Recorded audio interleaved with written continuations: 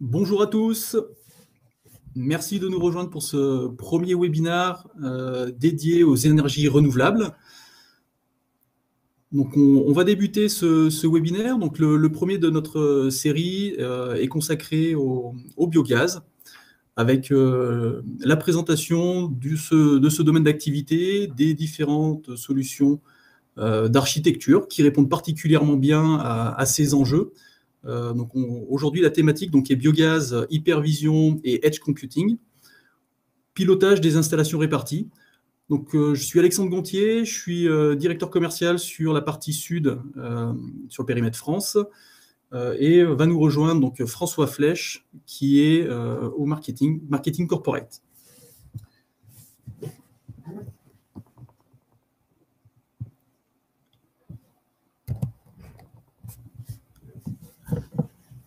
Sur ce premier webinaire des énergies renouvelables, donc solutions pour le biogaz, suivra d'autres webinaires. L'épisode 2 donc, sera dédié aux solutions pour l'éolien. Ensuite, le troisième épisode de notre série webinaire dédiée aux énergies renouvelables se concentrera sur la partie photovoltaïque. Et on terminera donc la session de cette série avec les performances et le maintien en conditions opérationnelles des différentes installations. Donc vous avez reçu une invitation pour ce premier webinaire. On est très heureux, on voit qu'on est très nombreux connectés aujourd'hui. Vous recevrez également des éléments sur les prochains éléments. Alors, on a donc François qui est en train de se connecter avec quelques problématiques, les aléas du direct sur son micro. Donc, en attendant qu'il nous rejoigne, je vous propose de débuter déjà ce premier webinaire. Merci.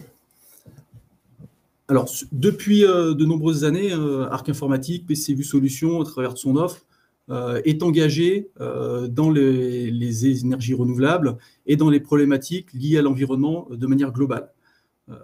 Aujourd'hui, l'engagement au sein de notre organisation se traduit par différents éléments, notamment la certification ISO 14001, donc qui est la prise en compte de l'impact environnemental, donc qui est une démarche volontaire de notre part pour nous engager dans ce monde environnemental en maîtrisant et en limitant, tant que faire se peut, notre impact sur l'environnement. Donc ça, c'est l'impact au niveau de la société.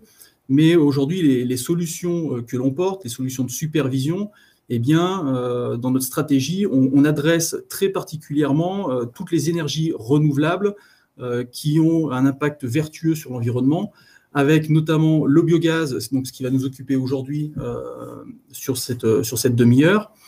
Ensuite, sur l'éolien, qui fera donc l'objet, comme je l'ai dit en introduction, du deuxième webinaire, la partie photovoltaïque, l'hydroélectrique, mais également aujourd'hui sur les véhicules électriques, puisqu'il ne vous a pas échappé qu'on est en pleine transition aujourd'hui sur nos modes de déplacement au sein de notre territoire, avec une mutation assez importante sur des véhicules thermiques vers des véhicules dits plus écologiques, plus verts en tout cas, avec une mobilité qui s'oriente vers des véhicules électriques.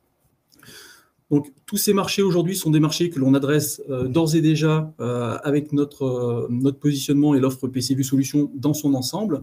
Et l'objectif de ces différents webinaires, c'est de pouvoir vous donner les clés de ces différentes approches pour que vous ayez tous les éléments sur la manière d'adresser ces marchés et quelles sont finalement les fonctionnalités que l'on va pouvoir retrouver au sein de l'approche PCVu Solutions pour pouvoir développer particulièrement ces marchés-là.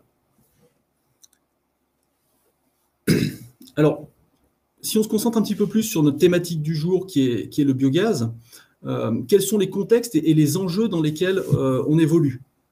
Donc le contexte aujourd'hui, on est sur un contexte qui est très dynamique. On est tous persuadés qu'il y a une urgence écologique, qui est d'ailleurs mesurée. On ne va pas évoquer les notions de réchauffement global et autres qui sont déjà très bien identifiées. Cet impact écologique aujourd'hui a amené un certain nombre de décisions et donc un travail au niveau de la politique globale pour travailler ces énergies renouvelables et amener à une diminution des gaz à effet de serre, notamment le CO2, qui est l'un des gaz qui est bien identifié sur ces problématiques environnementales. Les actes politiques, au travers des différentes COP qu'on a pu connaître, notamment qui ont amené les accords de Paris, eh bien, se traduisent aujourd'hui directement dans notre environnement économique et dans notre environnement industriel. On est aujourd'hui dans une situation qui est une situation politique et économique où on voit bien l'enjeu du gaz dans notre environnement immédiat. Et donc, le biogaz, eh bien, aujourd'hui, est une part qui vient accompagner cette politique-là, avec différentes étapes dans le biogaz et dans ses engagements, puisque le biogaz, c'est ce qui va être émis par différents objets organiques. Eh bien, ce biogaz, il est composé de méthane qui va pouvoir être réutilisé, mais il a d'autres composés. Et donc, les étapes pour valoriser ce biogaz, eh bien, on va retrouver l'épuration du biogaz, donc qui va permettre de passer d'un biogaz, par exemple, à un gaz qui a un méthane pur à 97,7%, typiquement un taux qui va pouvoir être retenu pour pouvoir réinjecter sur le réseau national. Mais ce biogaz va pouvoir aussi être valorisé d'autres manières. On a la possibilité de faire de la production électrique. Donc, c'est-à-dire qu'on va utiliser ce biogaz pour le convertir en énergie électrique. Et puis, il va pouvoir être utilisé au sein de réseaux de chaleur pour pouvoir valoriser donc, les calories qui seraient émises dans cet environnement-là. Donc, on retrouve ici finalement la filière globale du biogaz qui est représentée. Donc, on va retrouver une présence à plusieurs niveaux. Ce qui correspond à une présence où on va retrouver des solutions PCU Solutions, notamment dans les aspects de STEP, donc les stations d'épuration ou dans les smart cities. Eh bien, ces éléments sont producteurs de biomasse, donc la biomasse qui va, lorsqu'elle va être dégradée, être émettrice de ce biogaz.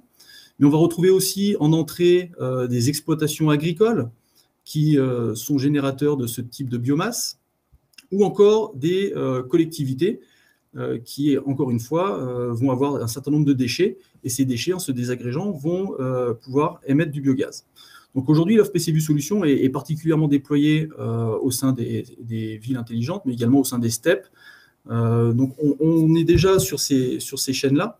Ensuite, lorsque le gaz se dégrade, eh bien, c'est ce qu'on va retrouver ici avec un digesteur qui va permettre donc, de dégrader cette biomasse pour émettre un biogaz.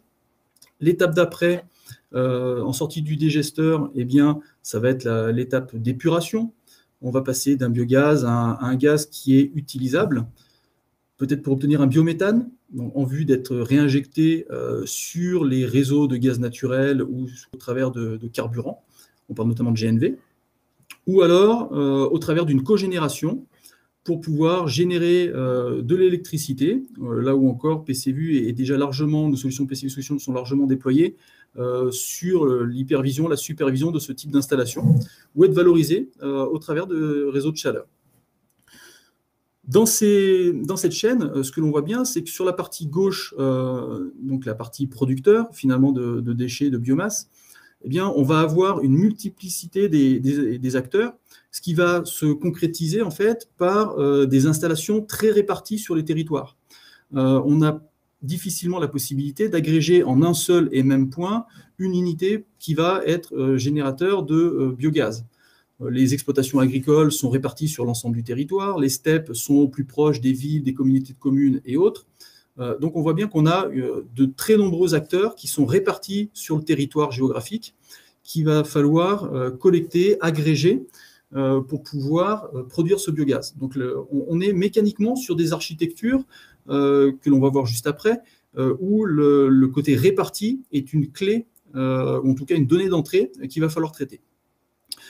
Et donc, ce qu'on va aborder aujourd'hui dans cette présentation, dans ces slides, c'est la partie architecture, hypervision et accompagnement avec l'offre PCVU Solutions pour répondre à ces enjeux d'architecture répartie dans le domaine du biogaz. Alors, les premiers types d'architecture qu'on va retrouver, avant de voir une vue d'ensemble, eh bien, c'est la supervision des différents sites, de chacun des sites. Donc, on est dans une approche edge. Donc, les approches edge, hein, le principe du edge tel qu'il est décrit aujourd'hui dans ces différentes définitions, le principe du edge, c'est de pouvoir collecter la donnée au plus proche de la source d'information et de la traiter directement localement. Ce traitement peut se faire soit au travers de l'équipement, d'un équipement en tant que tel, soit au travers d'un PC local. Donc là, on est vraiment sur la définition basique du edge. Donc là, dans les architectures finalement qu'on retrouve de manière historique, eh bien, on va retrouver déjà une multiplicité des différents sites, des différentes steppes, des différentes sociétés qui génèrent du biogaz, donc tous ceux qu'on a vus juste avant, des exploitations agricoles et autres, qui vont avoir en local la capacité à faire l'agrégation et donc l'acquisition des données localement, tout ça en but d'une meilleure performance, si on devait l'opposer par exemple à du cloud computing. Donc une meilleure performance puisqu'on est entièrement local et donc pas dépendant de connexions réseau qui peuvent introduire certaines problématiques, puisque ces informations étant très réparties, on va avoir potentiellement des problématiques de débit d'accès sur des infrastructures qui pourraient être dans des zones qui sont très peu couvertes. Donc l'approche traitement local amène cette performance. Ensuite, la sécurisation des données au niveau du terrain. La donnée reste locale à l'installation, l'ensemble des données reste local, aussi bien sur la partie temps réel que sur la partie archivage de l'information. Ensuite, deuxième avantage de ce type de solution qui est déployé localement, c'est évidemment tout le traitement de la donnée qu'on va pouvoir apporter. Et donc là, ces approches au niveau d'une edge offrent donc une exploitation locale lorsque l'utilisateur ou un intervenant futur, notamment sur des aspects de maintenance, va avoir besoin de retrouver de l'information, eh bien, il va retrouver toutes ces informations en local pour le pilotage de l'installation qui est en face de lui directement. Et la possibilité, et c'est là l'intérêt de la solution, la possibilité d'une évolution vers une architecture dite distribuée, c'est-à-dire qu'on peut très bien commencer avec un projet ou une installation où on a simplement une unité à superviser, mais on va pouvoir paralléliser l'ensemble de ces systèmes en mettant en parallèle donc différents PCVu Edge Nodes pour en vue d'avoir une vue globale lorsque le besoin s'en fait sentir, ce qui nous amène sur la deuxième architecture finalement qui vient compléter ces PCVu Edge Nodes, c'est l'architecture d'hypervision centralisée. Donc, l'intérêt de cette hypervision centralisée, eh bien, c'est qu'on est sur des architectures qui viennent compléter un existant. Donc, les PCVu Edge Nodes sont déjà existants dans nombre d'installations. Et l'hypervision centralisée va permettre, évidemment, au travers d'une interface sécurisée, d'une infrastructure sécurisée. Cette infrastructure sécurisée, on ne va pas l'aborder ici, c'est un sujet à part entière, mais normalement, toutes les architectures dont on parle ici sont compatibles avec ces problématiques de sécurisation, de sécurité, de cybersécurité. Donc, au travers d'une connexion sécurisée, l'utilisateur va pouvoir disposer d'une vue d'ensemble de son parc et des installations qui produisent ce biogaz pour avoir le suivi des KPI principaux et une synthèse de ces différents défauts au sein des PCVu Edge Nodes. Donc là, l'intérêt de ces architectures, eh bien, c'est vraiment d'avoir une vue d'ensemble avec une exploitation qui va être mixte, aussi bien une exploitation locale au sein du niveau Edge qu'une exploitation centralisée au niveau de l'hypervision. Sur cette hypervision, on va pouvoir remonter tout ou partie des éléments. L'objectif du Edge restant bien sûr d'optimiser les flux de données qui vont transiter du niveau Edge au niveau d'hypervision centralisée, d'où l'intérêt de faire des synthèses sur les défauts et de faire des synthèses sur les KPI principaux qui vont permettre l'exploitation et la vue d'ensemble du parc. Ensuite, ce niveau d'hypervision va également permettre la comparaison entre les différents sites eux-mêmes, pour permettre, par exemple, à un exploitant de vérifier la taux de disponibilité d'une machine et une autre, ou la performance entre une machine et une autre, d'optimiser également ces réglages. Et ce type d'architecture on est ici sur une architecture qui est complètement maîtrisée, c'est-à-dire l'hyperviseur peut être déployé de manière locale au sein d'un serveur qui appartient à l'entreprise, qui se trouve dans l'entreprise. Et donc, ceci amène une maîtrise complète de l'infrastructure et des données qui vont transiter. Sur cette approche-là, le fait de maîtriser complètement son architecture n'exclut pas pour autant l'interface web, c'est-à-dire que l'hyperviseur qui va amener un dashboard, un tableau de bord qui va permettre de piloter complètement l'installation, eh bien, offre néanmoins la possibilité de s'ouvrir vers le web de manière à ce qu'un utilisateur distant, au travers d'une interface HTML5, d'une appli mobile, va pouvoir retrouver l'ensemble de ces informations directement au travers d'un simple navigateur ou au sein d'une app, ce qui va répondre à des problématiques de mobilité notamment. Je pense à des techniciens de maintenance qui sont amenés à se déplacer sur le terrain pour faire la maintenance des différents sites. Eh bien, ces techniciens de maintenance, directement au travers d'une tablette ou au travers d'une application qui va leur permettre, par exemple, de se géopositionner et donc d'amener exclusivement la donnée qui est pertinente pour le profil utilisateur et pour sa position sur le terrain, eh bien, on a comme ça une possibilité d'exploiter de l'information sur le terrain qui serait issue de cette architecture hypervisée avec un système centralisé. Donc là, on est dans une architecture typique où on maîtrise 100% de la chaîne. Les solutions PCU Solutions offrent également la possibilité d'amener des architectures centralisées, mais cette fois-ci qui reposent sur le cloud. Donc là, côté cloud, l'intérêt, eh bien, ça va être de déléguer la maîtrise de l'infrastructure et des données à un tiers. Donc là, l'utilisateur ne gère plus directement l'infrastructure en local pour collecter l'ensemble de ces données. Il va déléguer ce service à une société tiers, typiquement un offreur d'hébergement, qui va pouvoir mettre en place dans un data center eh bien, une solution, héberger la solution d'hypervision, qui va à nouveau apporter tous les fonctionnels qu'on a vus juste avant, donc la vue d'ensemble, les KPI, le suivi de synthèse et autres, mais en déléguant entièrement cette partie-là. L'intérêt également, c'est d'offrir une évolutivité sur les ressources. Lorsqu'on déploie une architecture en local dans son infrastructure, c'est-à-dire qu'il faut disposer d'équipes internes qui vont être capables de faire vivre l'installation, de maîtriser les connexions. Tous ces éléments-là peuvent être complètement délégués lorsqu'on s'appuie sur une ressource cloud. Et donc, une évolutivité des ressources, c'est aussi allouer les capacités ou ne payer que les capacités nécessaires en fonction de son système d'hypervision. Encore une fois, cette architecture est complètement ouverte et donc pleinement compatible avec des interfaces web pour pouvoir retrouver à distance toutes les données pour exploiter ces informations au travers du navigateur, au travers d'une tablette ou d'un smartphone pour retrouver de l'information géopositionnée. Donc là, on est sur une architecture qui, contrairement à la première, offre une plus grande flexibilité du point de vue évolutivité, notamment sur les ressources machines. Et donc là, on voit qu'on a deux architectures finalement qui s'opposent. Une architecture avec des éléments qui sont plutôt en local, une architecture qui est plutôt basée sur du cloud. Eh bien, il existe également une troisième possibilité, c'est l'architecture hybride.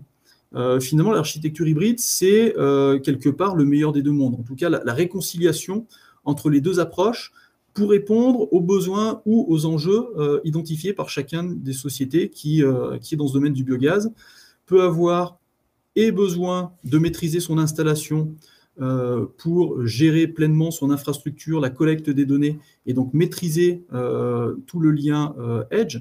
Donc, l'objectif étant ici de sécuriser au maximum l'accès aux données terrain.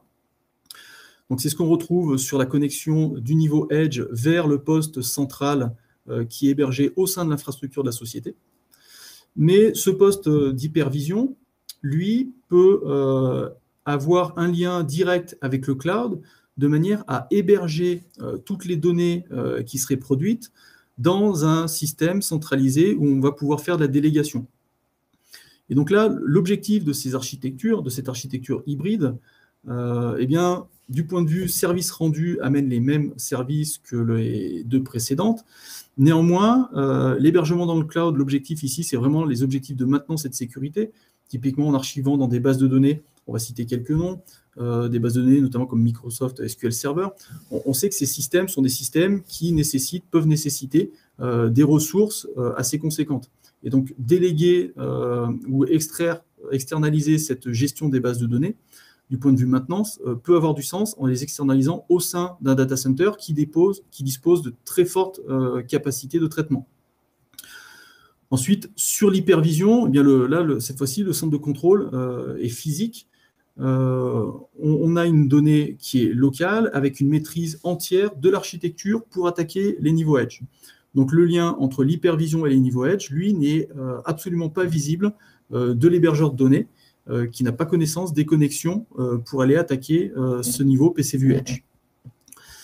Et donc cette architecture hybride, c'est quelque part la fusion entre les deux architectures que l'on a vues précédemment, mais ça peut être aussi l'évolution de l'architecture, de la première architecture que l'on a vue.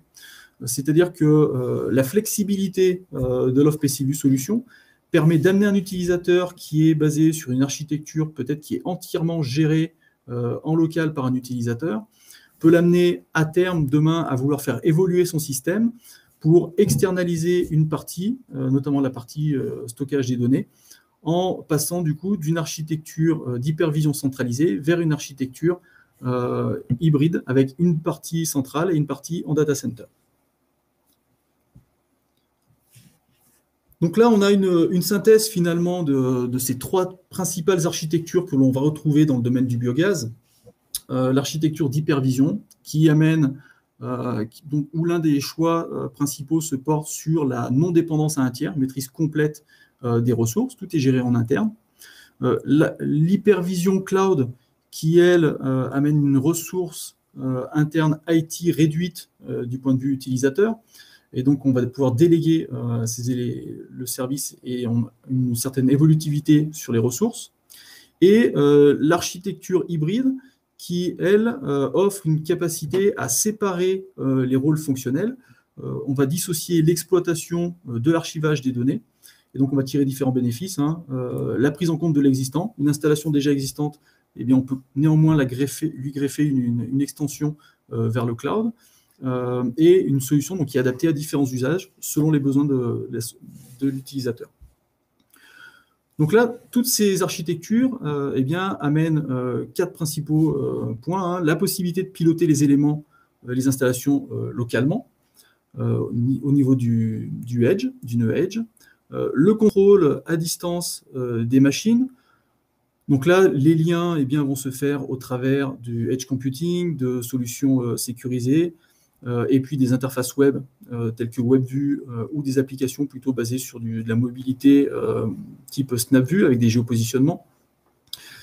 L'analyse de performance, sur ces architectures, eh bien, le fait de pouvoir archiver dans des bases de données extérieures offre une ouverture qui permet d'exploiter des solutions de reporting qui peuvent être celles de SQL Reporting Services ou de Data Export, et puis des solutions de maintenance mobile, SnapView avec des solutions où l'utilisateur, lorsqu'il se déplace sur le terrain, va retrouver les données liées directement à son installation en fonction du périmètre qu'il a en face de lui.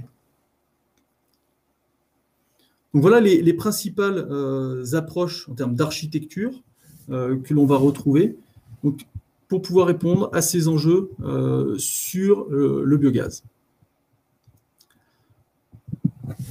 Alors, maintenant qu'on a vu les concepts d'architecture edge, d'hypervision, cloud et autres, qui sont les utilisateurs de ces types d'installations?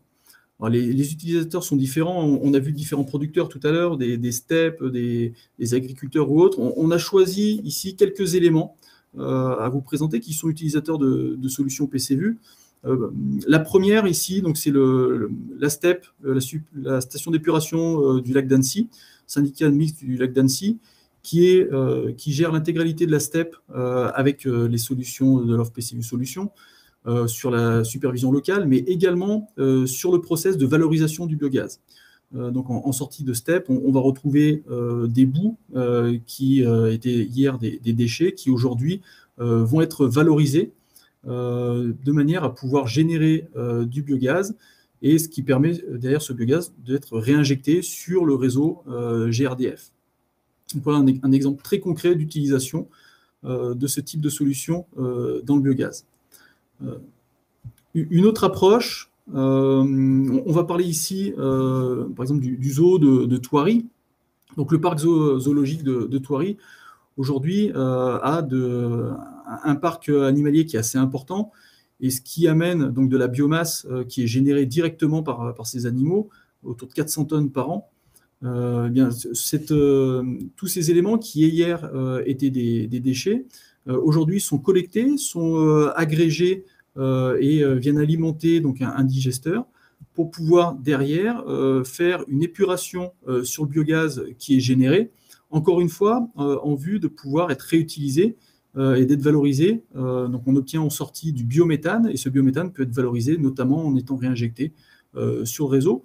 Donc dans ces architectures, on est sur un niveau edge qui agrège 5000 informations, donc 5000 variables dans un projet qui est autonome, un archivage local des informations, avec également un accès web distant pour pouvoir permettre une télémaintenance, par exemple, aux fournisseurs de machines qui proposent donc l'épuration du biogaz, ce qui permet d'assurer, par exemple, des contrats de suivi pour cette offre de machine qui, à distance, peut venir optimiser les réglages de cette machine et s'assurer que le taux, le rendement promis à son client est bien respecté. Tout ça se base aussi sur des alertes pour alerter l'utilisateur. Donc l'envoi d'email et l'envoi de SMS, évidemment, sont des fonctions qui sont très utilisées dans ces environnements-là. Une dernière référence sur ce sujet. Donc on a évoqué ici principalement des références en France, mais ce domaine du biogaz aujourd'hui trouve un écho au niveau européen et même au niveau mondial. Alors on avait d'autres sujets à vous présenter, notamment aux États-Unis ou au Canada, mais on a choisi ici une référence en République tchèque, où donc la société ECR Rapotin aujourd'hui est une société donc, qui valorise des déchets à hauteur de 30 000 tonnes de déchets organiques qui sont valorisés par an dans le cadre de cette installation, du site dont on parle. Et en sortie de ce site de valorisation, eh bien aujourd'hui, il dispose d'une unité qui est supervisée par PCVU. Cette unité de valorisation du biométhane produit entre 260 et 300 normaux mètres cubeurs de biogaz. Donc encore une fois, on est ici sur une application qui collecte quelques 5000 points de données en termes de supervision, mais qui offre une plus large connectivité à distance pour l'exploitation, mais également pour de la télémaintenance, au travers d'une interface web HTML5. Et la force pour faciliter les déploiements, eh bien, l'intégralité de cette architecture repose sur des notions de modélisation, comme vous savez, qui sont des fonctions natives disponibles dans l'offre PCVU pour modéliser l'ensemble des éléments de l'application.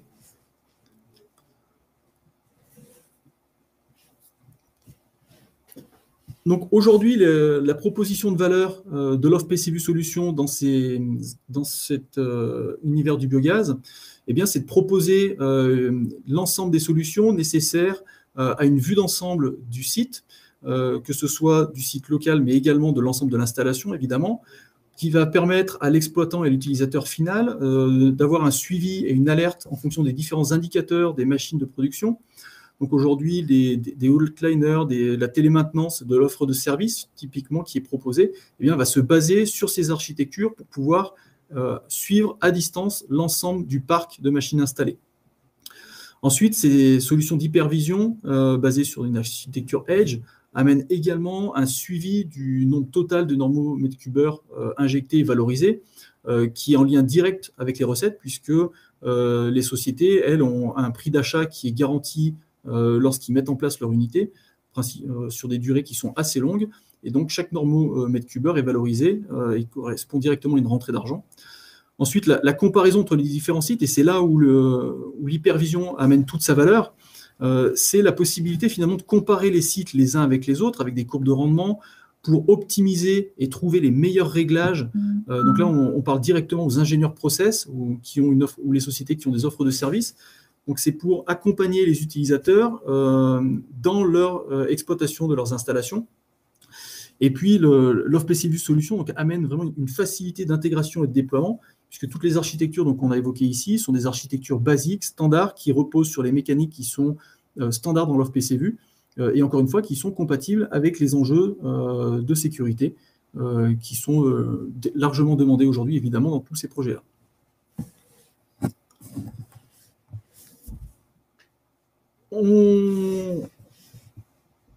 On va finaliser ces éléments. Donc voilà, on avait identifié une demi-heure de webinaire. Il est 14 h, on est au bout de ce webinaire, de ces présentations sur les différentes architectures. On a de la place pour quelques questions si vous avez encore quelques minutes à nous consacrer. C'est vrai qu'on arrive en bout du timing.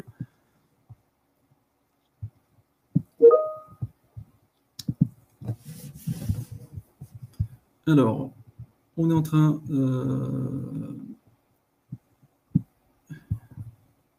je vois qu'il y a différentes questions qui sont en train d'être rédigées.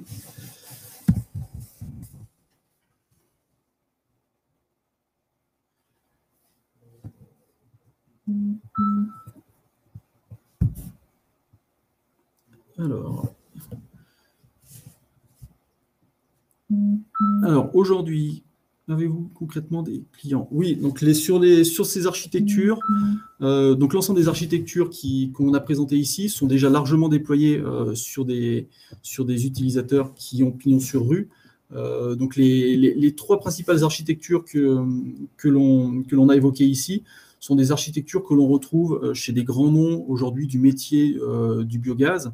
On pourrait citer des gens comme Prodeval, comme Vaga Energy, comme Arol Energy, qui sont des utilisateurs de ce type d'architecture qui ont basé effectivement l'hypervision de leurs solutions sur des approches cloud.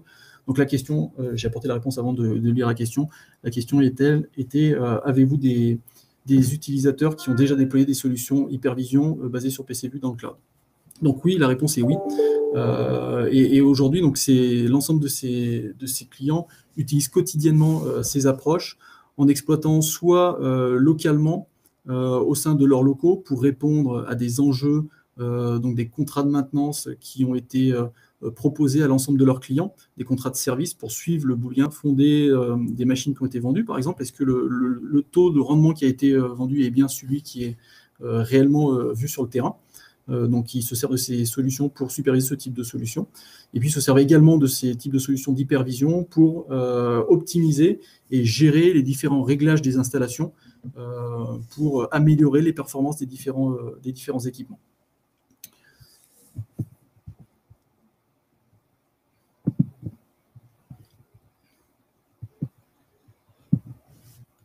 Alors... est-ce qu'on a d'autres questions qui ont été produites? Quelle est la nature des communications entre Edge et le serveur central? Alors, la nature de la communication entre ces différents niveaux va différer en fait en fonction de la volonté de chacune des architectures et de la demande des différents clients. Donc aujourd'hui, on va pouvoir reposer sur différentes technologies qui sont des technologies standards, soit des protocoles standards, soit des protocoles de communication plutôt orientés IoT. Là, les éléments sont ouverts et dépendent réellement du besoin client.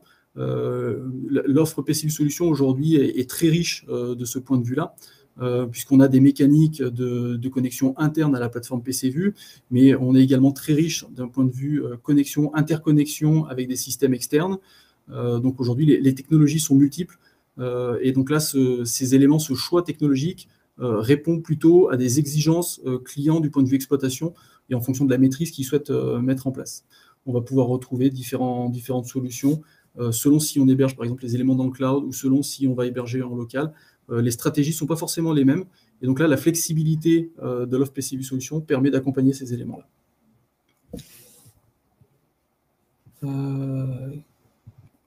Peut-on avoir du Edge qui cible plusieurs serveurs en centrale? Donc, question, peut-on avoir un Edge qui cible plusieurs serveurs centrales? Oui, donc là, c'est typiquement ce qu'on va appeler des solutions multiniveaux, donc qui sont d'autres types d'architecture, effectivement non évoquées ici dans le cadre de cette présentation. Ici, on a vraiment mis les éléments basiques, les briques basiques de constitution d'une architecture, mais l'architecture globale va pouvoir effectivement être bien plus complexe que ce qu'on a pu représenter ici. Ici, on est vraiment sur des grands principes fonctionnels. Sur ces architectures d'hypervision, on va pouvoir multiplier les niveaux et avoir des clients qui pourraient être clients de plusieurs serveurs cloud, effectivement.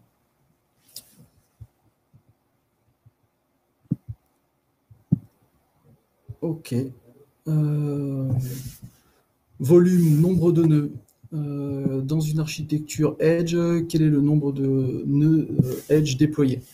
Alors, aujourd'hui, dans les architectures réelles déployées que l'on a déjà et qui sont fonctionnelles, aujourd'hui, ces architectures agrègent d'ores et déjà plus de 200 nœuds Edge qui sont sur le terrain et qui sont interconnectés entre eux au travers d'une hypervision.